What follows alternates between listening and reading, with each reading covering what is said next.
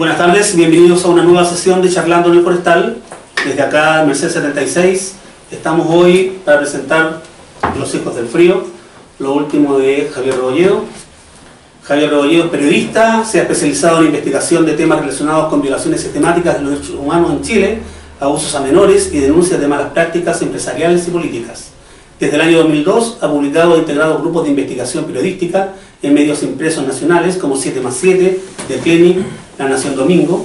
En 2005 fue seleccionado por Chile y finalista en el concurso internacional de la UNICEF con el reportaje Alcatraz para menores de The Clinic. Están penando. Están penando.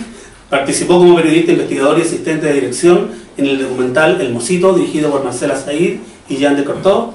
En 2010 realizó el documental Castilla para la serie de televisión ¿Por qué en mi jardín?, de la productora La Ventancina. Sí, sí. Yes. Con este ganaste el premio de periodismo de excelencia de la Universidad Alberto Hurtado, sí me acuerdo. Sí, estuvo bueno eso, me gustó. Es autor de los libros La Danza de los Cuervos del 2012, Premio Municipal de Literatura 2013. Adelante, joven.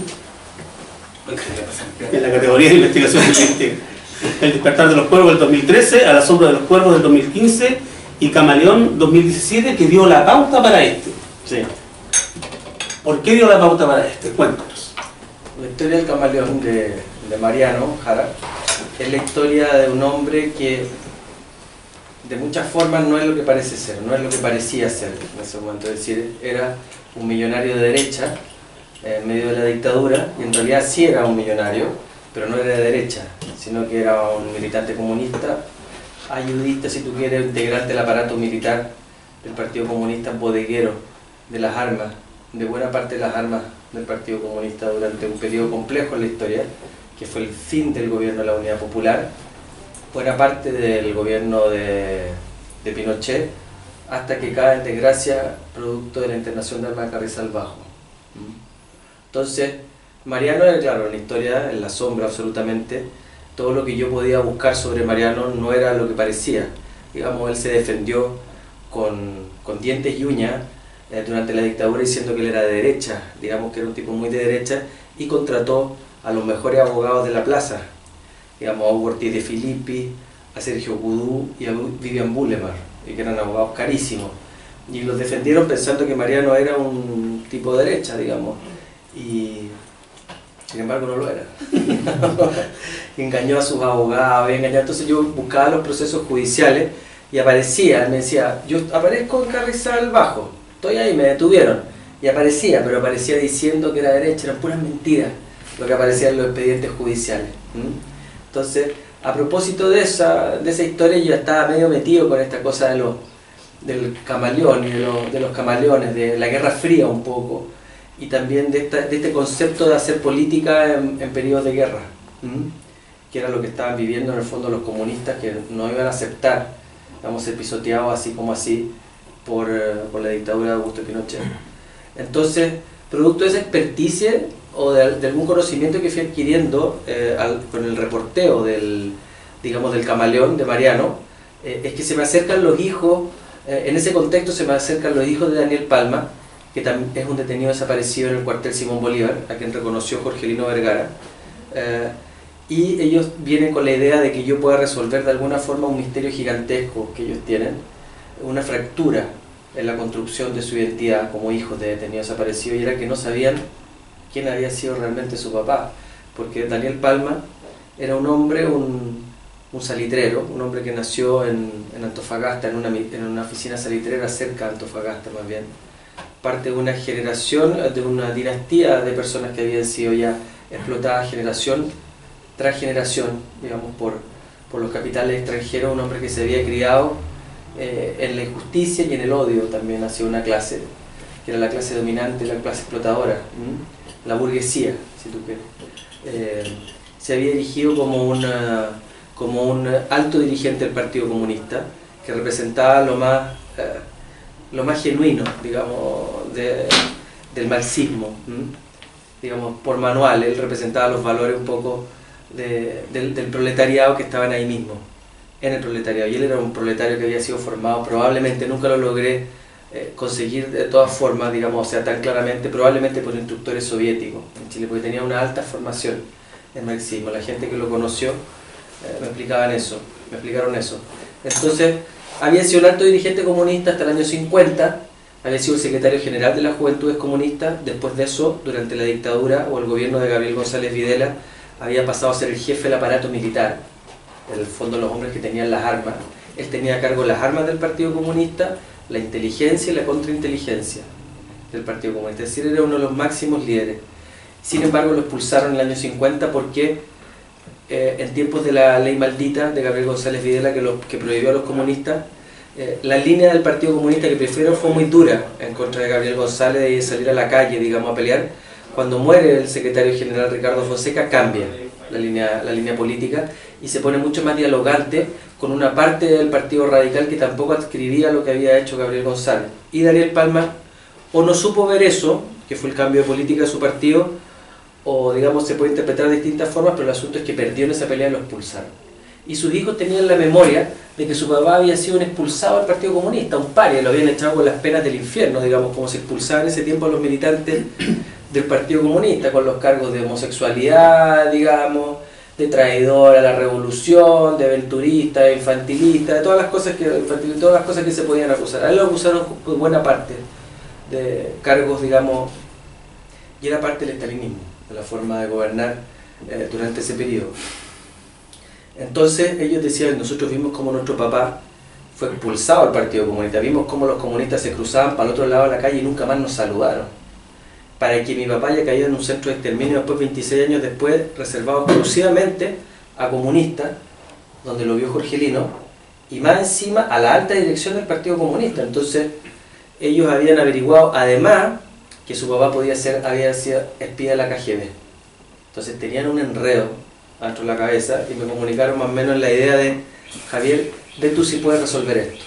Y como yo tenía algunas herramientas que me había ido haciendo, a través del camaleón, dije, bueno, capaz que me la pueda para este trabajo, para tratar de resolver quién fue Daniel.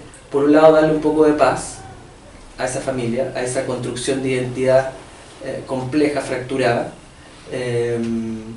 Digamos, no lo iba a hacer yo, era un proceso que tenía que hacer ellos y tenían que enfrentarse a cosas desagradables que yo podía encontrar referente a su padre. Estuvieron dispuestos a eso, estuvieron dispuestos a que los entrevistara a cada uno con las preguntas que yo quisiera hacer y en torno a lo que yo pudiera averiguar, digamos. Y esa es una parte del libro, y otra parte se constituye de que al entrar en su vida y al tratar de comprender la cabeza de este hombre, tuve que intentar comprender un tiempo también, que fue la Guerra Fría, que fue también el periodo, digamos, en que Daniel Palma fue expulsado. Para entender su cabeza tuve que meterme en el estalinismo también, y en Stalin, y en los crímenes, y por qué él podría haberlo justificado, y cómo era el mundo, el mito social que imperaba en ese tiempo, que básicamente delineaba dos formas de ver el mundo radicalmente opuestas, que durante la Segunda Guerra Mundial se había morigerado un poco por el conflicto bélico que unió a las democracias liberales con el comunismo en contra del nazismo, pero que una vez ya terminado ese conflicto se acababan las razones para estar unidos y se inicia la Guerra Fría.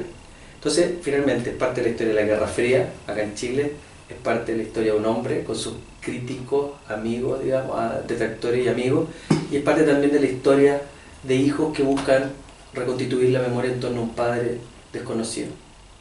¿Cómo te fue con el resultado después? ¿Has hablado con la familia de cómo quedaron ellos? Sí. Digamos que los hijos tienen distintas posiciones en torno al tema. Hay algunos que han podido ver con más distancia a su papá y hay algunos que no. El mayor de los hijos, por ejemplo, no quiso leer el libro, tampoco quiso ir al lanzamiento, evidentemente, porque también él es el mayor de los hijos.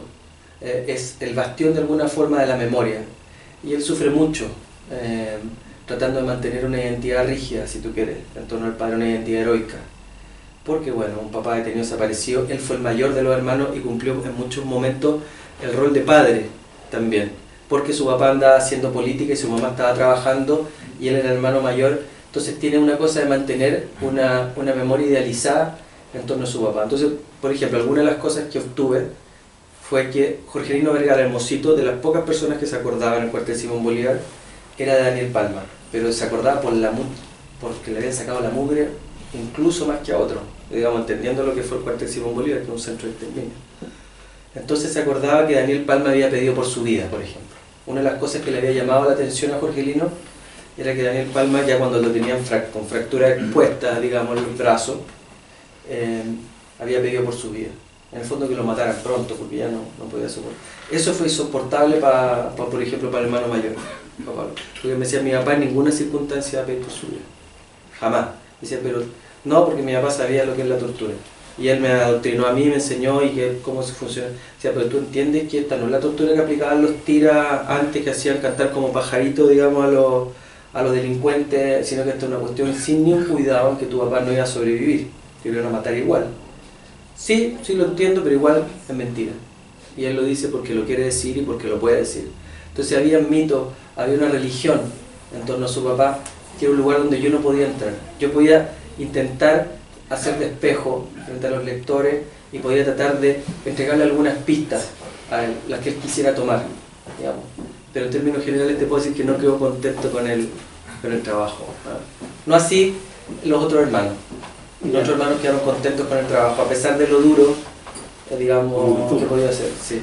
Encontrar algunas cosas de su papá que no respondían al ideal de lo que puede ser un militante, digamos, de ese periodo convencido, inquebrantable. Esa época de la preguerra fría y la Guerra Fría en sí mismo está vista por quien la quiera ver, hasta el día de hoy. Por algo estamos como estamos. Sí. ¿Cómo lo ha tomado el Partido Comunista el libro? Lo han tomado bien, fíjate, porque yo esto lo he enfrentado como digo, como que es un mito de otro tiempo. El Partido Comunista de hoy no es el mismo Partido Comunista de ayer, claro, ¿cierto? Y el Partido Socialista de hoy, digamos, reconstruido, digamos, renovado, etcétera, no es el mismo Partido Socialista que trató de traidor a Salvador Allende, digamos, por no hacer algunas cosas que le estaban pidiendo, por ejemplo. Y a su vez, la derecha más cavernaria, con palabras de Mario Vargas Llosa, sigue quizás siendo una derecha cavernaria para algunos de nosotros, pero si lo miras en el tiempo, es menos extrema de lo que era. Yo pongo el ejemplo de Tomás Moro a veces. Uno dice Tomás Moro es famoso porque fue consecuente, porque provocó una fractura en la Iglesia Católica, porque puso su cabeza finalmente por algo que él creía divino, que es cómo tenía que ser el matrimonio, ¿cierto? Y estuvo dispuesto a que este tipo, el rey, le cortara la cabeza. Sin embargo, y eso tiene un valor, y uno lo reconoce como un valor, y él es visto como un héroe de su tiempo, dentro de su mito. Pero él, si hiciera eso hoy día, lo veríamos como un Jaime Guzmán probablemente, ¿cierto? Como un tipo extremo en sus convicciones, digamos, e intolerante.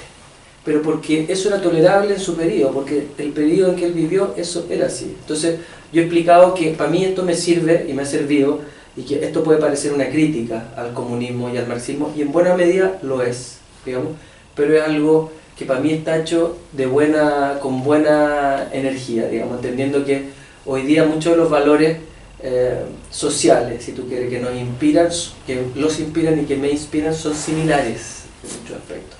Pero que hay también una historia de la cual hay que hacerse cargo, que tiene que ver con el fanatismo, tiene que ver con el horror, tiene que ver con las muertes, con las torturas, de las cuales ellos también fueron parte, y que eran parte también de una pugna que se iba a resolver para un lado o para el otro, cortando cabezas de un lado o del otro. Y eso Daniel Palma lo encarnaba perfectamente, digamos, porque él era de las personas que opinaba que si para descubrir, por ejemplo, a un traidor al partido había que matar a 100, para descubrir a uno, él era de la teoría que había que matar a los 100 para descubrir a ese uno. Y que siendo líder del Partido Comunista de la J y el aparato, fue un líder durísimo, y fue un líder estalinista, y dejó hartos damnificados en su camino con los cargos del infierno, como te digo, como se estilaba hacer la carrera política en ese tiempo a imagen y semejanza de lo que era la madre patria de la Unión Soviética, y específicamente Stalin. ¿Ha sido difícil para ti tratar de hacer entender esto? Ha sido difícil porque todos necesitamos creencia, y depositamos una parte de nuestra confianza en la vida, digamos, en nuestras creencias. Y yo tengo creencias, y tú tienes algunas creencias, y serán más religiosas o menos religiosas nuestras creencias, digamos, pero todos creemos en algo para poder existir en el futuro, digo, como tenemos un mínimo de fe, digamos, todos, para poder levantarnos en la mañana y creer que van a pasar una serie de cosas, o yo creer que voy a ver a la Luciana, o creer que voy a ver a mi hijo en la noche, que no se va a morir porque lo va a partir un rayo, que son cosas reales que pueden suceder, pero uno deposita una buena parte de su vida en algún grado de fe para no caer en la incertidumbre, que esa es la realidad, que la vida es mucho más incierta, digamos. Entonces los talibanes creen en su mito, los estadounidenses creen en su mito, los soldados chilenos creen en su mito, los católicos creen en su mito, los comunistas creen en su mito, y los mitos son necesarios porque nos dan cierta coherencia, nos permiten relacionarnos, cooperar, confiar entre nosotros, pero también pueden llegar a ser nefastos, y probablemente, y eso es lo que se viene, yo siento, hoy día en el mundo, como los fanatismos, y cómo nos relacionamos desde esa ideología o desde esa fe que depositamos en otro o en otros, versus nuestra ética personal y la autocrítica que tenemos que hacer para que esas ideologías o religiones que pueden ser necesarias no nos coman, no nos transgredan y no tengamos sacerdotes, por ejemplo, violándose niños por exceso de confianza o exceso de fe de los padres o de las propias personas.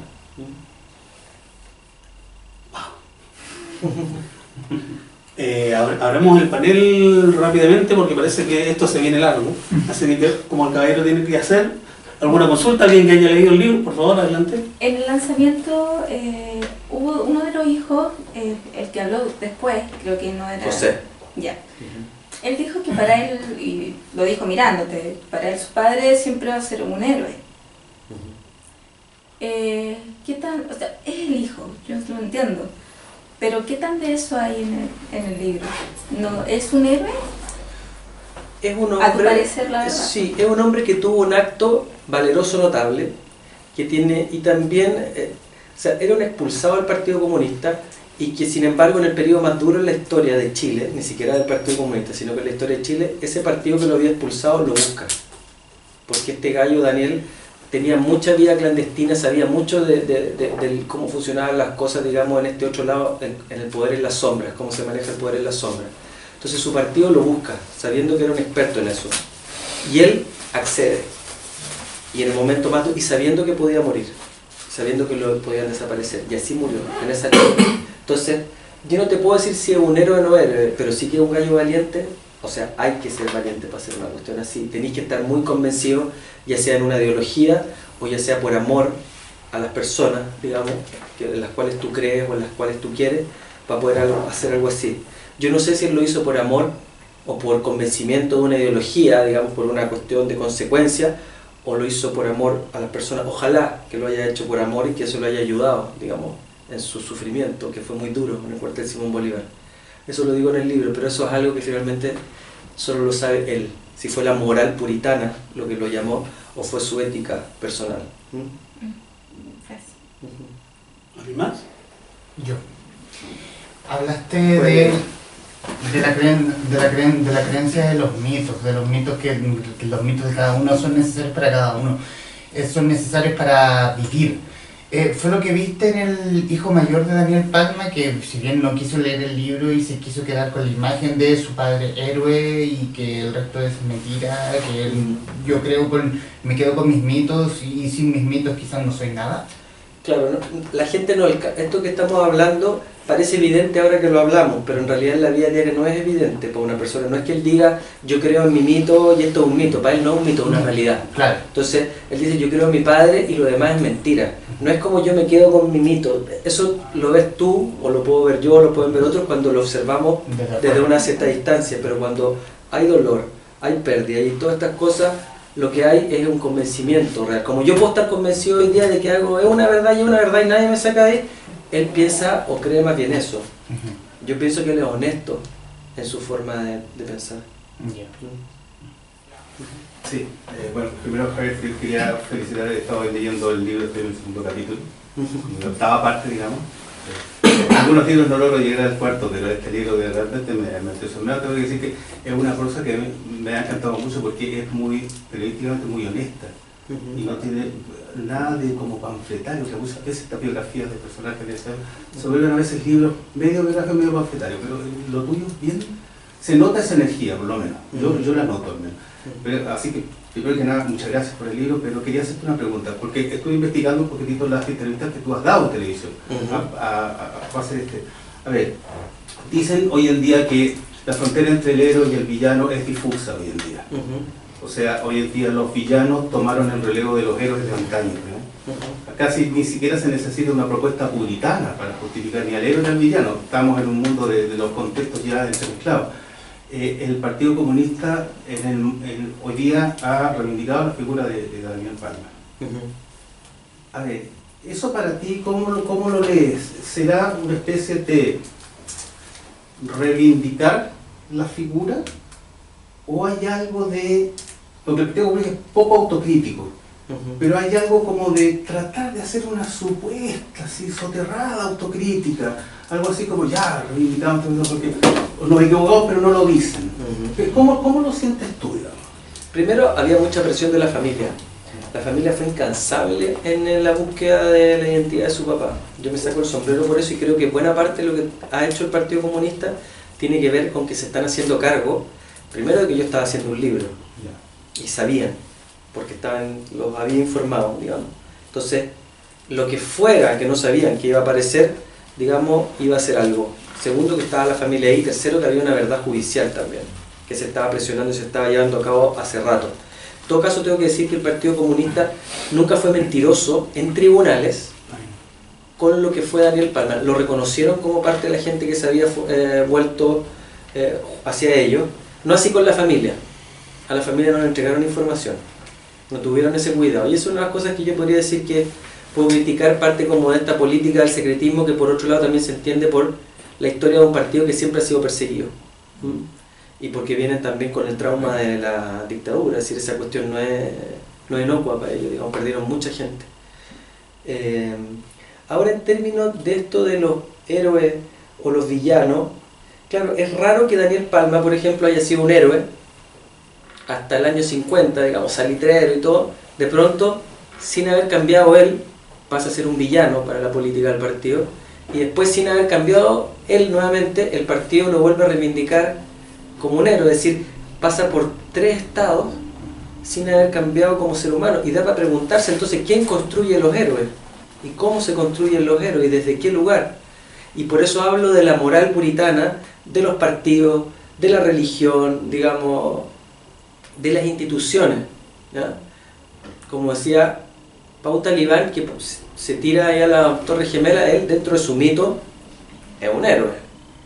Como un soldado estadounidense se considera un héroe de su mito por ir a matar afganos, como un pinochetista soldado se considera un héroe por hacer lo que está haciendo. Ahora, la pregunta es, ¿los héroes entonces son tan relativos y dependen solamente del conjunto de ideas que maneja una ideología o un partido, o hay algo que puede haber más profundo, que defina ya no a un héroe, pero sea un ciudadano, si tú querés, común y silvestre, democrático, pero que quiera hacer el bien y que pueda tener acciones pequeñas, heroicas?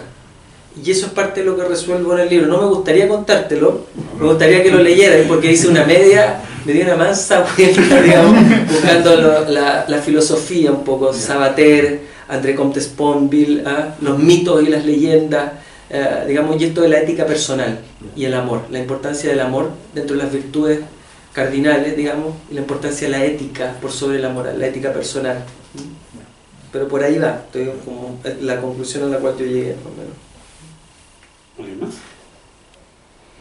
Anímense, vamos. Cualquier cosa que quieran preguntar, lo que sea. Yo, el conductor aquí presente te hizo la pregunta por cómo lo tomó el Partido Comunista, pero yo quiero ir un poquito más allá porque tuve la oportunidad de conversar el año pasado por Camaleón y te hice la misma pregunta, pero por Camaleón. ¿Cómo tú lo tomó el Partido Comunista con el libro que publicas ahora versus cómo lo había tomado, no sé, con Camaleón? No, nada que ver, porque en Camaleón yo hacía una crítica directa a la presidencia del Partido Comunista en ejercicio, que era Guillermo Tellier, y la acusación era por robo, así, concretamente por estafa. Entonces era imposible que no me cayeran directo al cuello, y me cayeron, digamos, obvio. Pero en este libro es distinto porque es algo más complejo que ellos también necesitaban hacer, siento yo. Como yo entrevisté a David Canales ahí, que fue el jefe de contrainteligencia del Partido Comunista. Entonces le dije, bueno, ¿por qué, David, tú crees que hasta ahora, en general, el marxismo internacional, el comunismo, los partidos que todavía se hacen llamar comunistas, no han hecho una reflexión pública, una crítica pública al periodo del estalinismo? a todos esos crímenes que se dieron ahí. Y él me dijo honestamente, nos ha faltado formación política, nos ha faltado autocrítica, si tú quieres, nos ha faltado muchas cosas, y yo creo que sí es el momento de hacerlo. Porque no podemos hacernos parte, digamos, seguir en este mundo moderno sin hacernos cargo de una herencia de terrorismo, de Estado. Entonces, eso quedó registrado en el libro y siento que es algo que a ellos les hace bien, a los comunistas, hacerse cargo que un gallo como David Canales lo haga, digamos, por la formación que tiene, y lo han tomado como que, bueno, ahí está nuestra opinión también. Entonces, como que más bien han adscrito de alguna forma a la crítica que yo hago a través del libro, y ellos también han hecho su autocrítica. Entonces quizás nos ha servido un poco a todos. Estos dos últimos libros, Javier, con respecto a los anteriores, que era, bueno, eso también tiene violencia, pero el otro era como mucha violencia. Y estos son como muy introspectivos. Sí. ¿Qué sientes tú? ¿Te desgasta mucho más? Claro. No, es que los otros libros me dejaron muy desgastado. ¿Más que estos? Claro, porque eran muy violentos. Yo tenía que ponerme a encarnar el terror y el dolor que sintió mucha gente. Entonces, en el caso de Ana Becerra o Olga Letelier, yo tuve que meterme ahí en su personalidad y en sus dolores más profundos y escarbar ahí. Y después tomar todos esos relatos y transformarlo a algo estéticamente de alguna forma bello, con una estructura, si tú quieres. Entonces, eso es muy doloroso, pues, transformar el horror en estética, es muy terrible. Me acabo de hacer una pregunta.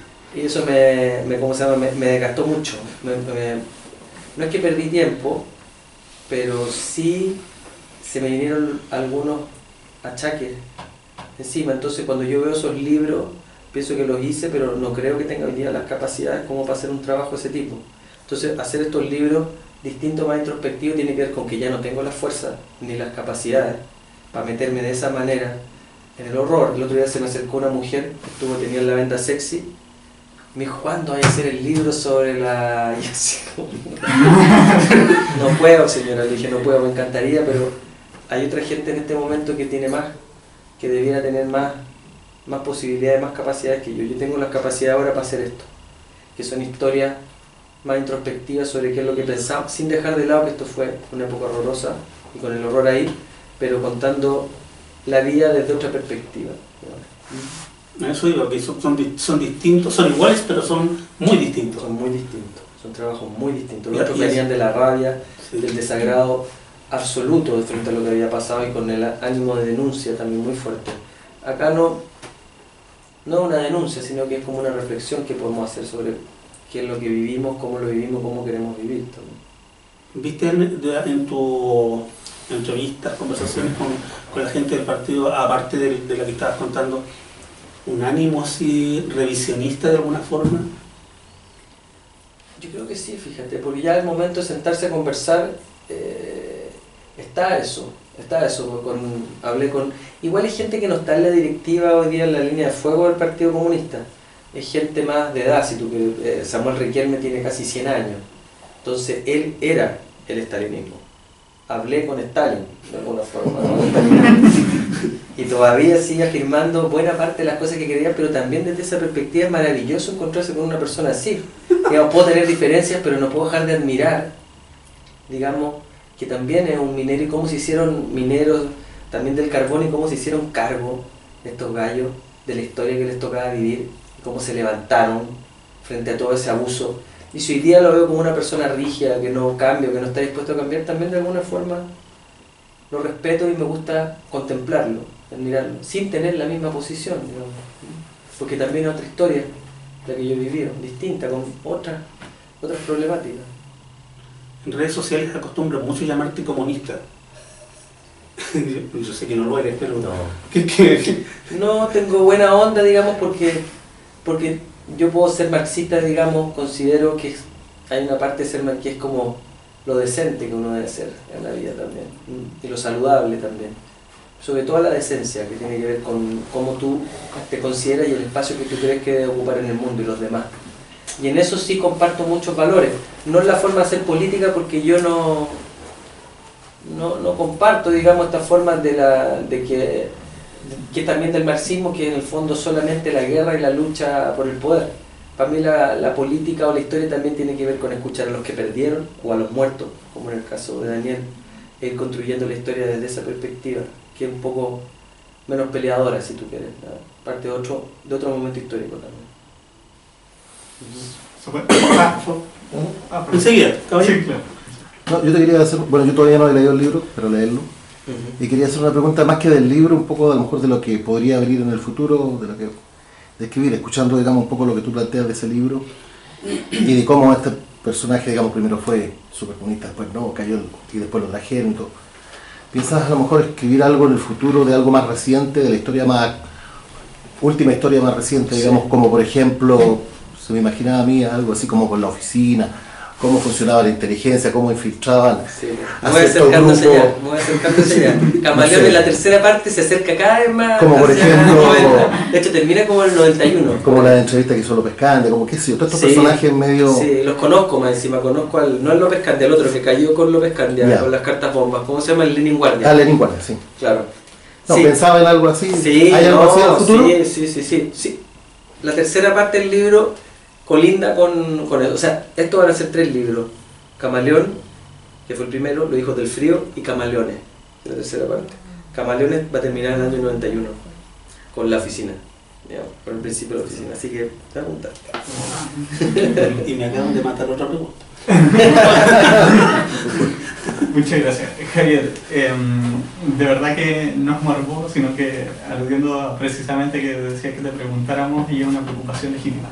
Enfrentas una querella por Raúl Quintana y quería saber qué va ese proceso Otra que yo encuentro insólito. Me están matando Que el los presidente y que en realidad una afrenta al derecho humano básico de acceder a la historia, a la libertad de informarse y a construir cultura.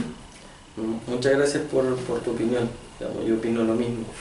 Pero digamos, la realidad concreta es que él, a pesar de estar preso y tener 20 años en condenas efectivas, en este momento tiene el derecho de querellarse, y la realidad concreta es que me tiene procesado, digamos, y el que va a definir eso es un juez que lo define todo el día 9 de octubre, en la mañana, en el edificio de justicia donde están en Pedro Montt los tribunales, y la petición es de 3 años de cárcel, de 40 UTM, que es como $1 millón de pesos, culpas públicas y corrección de las futuras ediciones de mis libros. Obviamente no estoy dispuesto a transar. Ya me ofrecieron un trato que es bajar de 3 a 1 año y medio, no digamos tener que arrodillarme a pedir disculpas públicas, pero sí corregir las ediciones posteriores. Tampoco aceptamos eso y vamos a tratar de ganar la causa. Entonces, si ganamos la causa, bueno, ahí lo voy a perseguir, digamos, hasta el fondo del patio, así a patar, digamos, que demanda de vuelta, digamos, y que tengan que pagar también, para que no se vuelva a repetir esto. Y hay además un grupo interdisciplinario ya que está compuesto por el Colegio de Periodistas, por algunos diputados, por Human Rights Watch también y otra gente y mis abogados, que queremos impulsar una ley en el Parlamento que probablemente va a tener buena aceptación, que tiene que ver con lo que tú estás diciendo: eliminar el delito de injuria, digamos, del Código Penal, dejarlo en sanciones civiles. Es decir, si alguien se siente injuriado, que me meta preso y que me haga corregir el libro, pero que no me lleve a la cárcel, digamos, por ejercer el periodismo. Que se mantenga en el ámbito civil y no en el penal. Pero es una pelea que vamos a empezar a dar luego del resultado que entregue la justicia. Hola, con respecto a eso mismo, el hecho de que la hija esté llevando la batuta de la demanda y todo, estando en tiempos mejores, puede caber la posibilidad de que muchos más quieran hacer lo mismo, estando mencionados, Sí. no, tal vez no directamente ellos, igual avalados por una hija, como también en este caso, una hija, sobrino, un nieto, Claro. una esposa, no sé. Es el peligro. Sí, Es el peligro, digamos, los gestos, los síntomas que se va mostrando la sociedad frente a esto, digamos. Claro, a mí me presentaron la querella y originalmente el octavo juzgado de garantía lo desechó el tribunal de origen a donde llegó esta causa. El juez dio un fallo largo de 3 páginas donde iba al fondo y explicaba por qué no existía ni potencialmente, según el juez, el delito de injuria, Sin embargo, después la Corte de Apelaciones, en 5 palabras, dijo todo lo que la Tribunal de Origen opina, yo opino distinto. Y punto. Y Rebolledo sí puede haber cometido el delito y punto. Entonces está todo eso, está lo que pasó con la Corte Suprema, digamos, están los indultos, está el Museo de la Democracia, que nadie sabe, digamos, exactamente lo único sospechoso o peligroso es que si está Lucía Santa Cruz detrás de ese museo, no puede ser nada, digamos, muy bueno. Pero claro, sí, pues es complejo. Estamos viviendo un momento complejo respecto a nuestra identidad, de cómo queremos construir nuestra identidad. ¿Nos choca eso de alguna forma en la pregunta que te había hecho antes de algún tipo de revisionismo de la izquierda más extrema? Si estamos viendo que están pasando estas cosas. Pero es que hacer un revisionismo y hacerte cargo de ciertas cosas que de verdad hiciste, yo creo que te engrandece. No al contrario, digamos, porque hay que entender que las violaciones a los derechos humanos es una cuestión que la cometió la derecha y eso es inapelable. Y que fue así y que no hay más. Y que da lo mismo, digámoslo, si Hitler hubiera pensado lo que pensó y sin embargo no hubiera tenido el poder y a él le hubieran violado los derechos humanos por ser nazi, habría que denunciar lo que le hicieron a ese Hitler, que en realidad fue un ciudadano. Y eso yo creo que opera para todo. Entonces acá hubo terrorismo de Estado. Digamos, los crímenes los cometió el Estado, los cometió en contra de milistas, socialistas, en alguna medida demócratas cristianos, comunistas y la sociedad en común. Digamos. Y eso no se puede perder ese norte, eso ya está ganado. Ahora, ¿tú crees que está ganado? Yo pienso que bueno, ahora está un poco en discusión, digamos, con toda esta cuestión de los contextos, ¿cierto? Exacto, a eso iba. Claro, está en construcción. Uno cree a veces que está más ganado, pero no creo que esto, que el revisarse, que el mirarse y el darse cuenta de ciertas cuestiones en las cuales uno participó o las cuales cosas que uno creía y que también eran semillas potenciales de violencia, te reste credibilidad. Eso no creo. O no me parece ético, pero sí creo que puede ser utilizado por una parte, digamos, de una ultraderecha ya más fanática. Porque no fue lo que pasó si tú te fijas en torno al Museo de la Memoria. Amplitud, Evópoli, una buena parte de Renovación Nacional, ¿para qué decir la Democracia Cristiana? PC, PPD, Radical, todo, digamos, se cuadraron en torno a la violación de los derechos humanos. ¿Y quién quedó solo? La UDI, pero media así, también media quebrada, porque ya es como que ese discurso está incluso mal visto desde el punto de vista de la mala educación básica, así como saludar y despedirse, no se puede decir una cuestión así, ¿cachai? Y eso se ha ganado, ¿cachai? Esa respuesta que fue prácticamente total de la sociedad se ha ganado, y eso no lo entendió Mario Vargas Llosa cuando hizo su comentario respecto de este ministro que había sido atacado por esta izquierda totalitaria que él creía ya olvidar. Mentira, no tiene idea. A mí me encanta Mario Vargas Llosa, te digo de verdad, pero no tiene idea cómo funciona en Chile, no tiene idea cómo fue el proceso que sucedió acá. Debiera hablar con Felipe Cas, debiera hablar con la Lili Pérez, debiera hablar con toda esa gente de derecha para ver si fue solamente la izquierda la que atacó, digamos, hasta al ministro de Cultura. De las culturas. Las artes del patrimonio. Las artes del patrimonio. ¿Alguien más? En aras del tiempo vamos a agradecerte que hayas podido venir para que puedas firmar los ejemplares que la gente trae. Por supuesto. Pero antes de cerrar, por favor, si no lo ha adquirido aún, les recomendamos que tenga, lea y piense un poco desde el interno. Esto apunta más a los sentimientos, va más hacia más que la razón. Los hijos de Frío, de Javier Rebolledo. Gracias.